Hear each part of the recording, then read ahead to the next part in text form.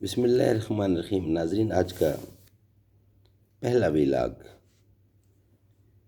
صبر کی اصل حقیقت، معارف و مسائل، مین ہیڈنگ ہے اور پیج ہے 394۔ ناظرین، قرآن کریم کا ترجمہ، تشریح اور تفسیر آپ کی خدمت میں پیش کرنے کو جا رہے ہیں۔ جلد اول سورۃ الفاتح سے لے کر سورۃ البقرہ تک، پارہ اول تا پارہ تیسرا، رکوع 8واں۔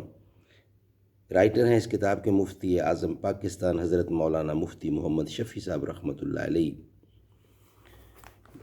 بسم اللہ الرحمن الرحیم۔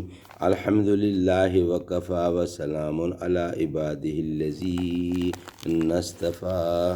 قال النبی صلی اللہ علیہ وسلم خیرکم من تعلم القرآن وعلمہ۔ بہترین لوگ وہ ہیں جو خود بھی قرآن پڑھیں اور دوسروں کو پڑھائیں، سکھائیں، لکھائیں۔ زندگی کہتے ہیں جس کو 4 دن کی بات ہے، بس ہمیشہ رہنے والی ایک خدا کی ذات ہے۔ خوش تو ہیں ہم بھی جوانوں کی ترقی سے، مگر لب خنداں سے نکل جاتی ہے فریاد بھی ساتھ۔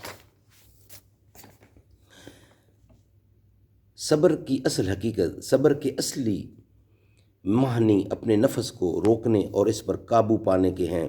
قرآن و سنت کی اصطلاح میں صبر کے 3 شعبے ہیں۔ ایک، اپنے نفس کو حرام و ناجائز چیزوں سے روکنا۔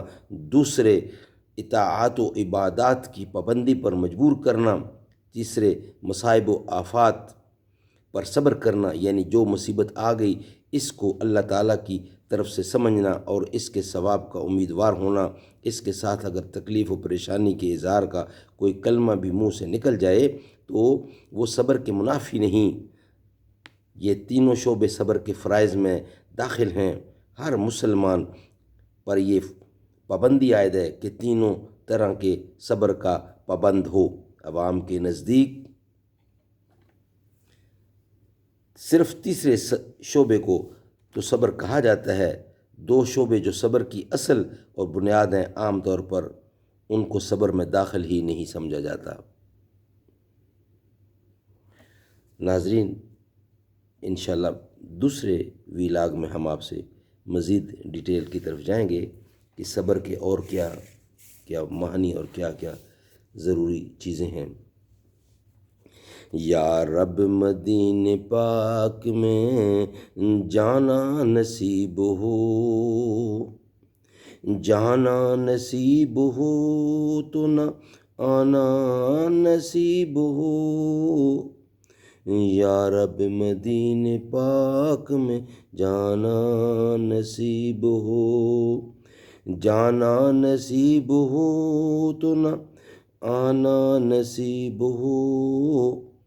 رکھ دوں در حضور پہ جب میں جبین شوق، چوکھٹ سے ان کے سر نہ اٹھانا نصیب ہو۔ یا رب مدینے پاک میں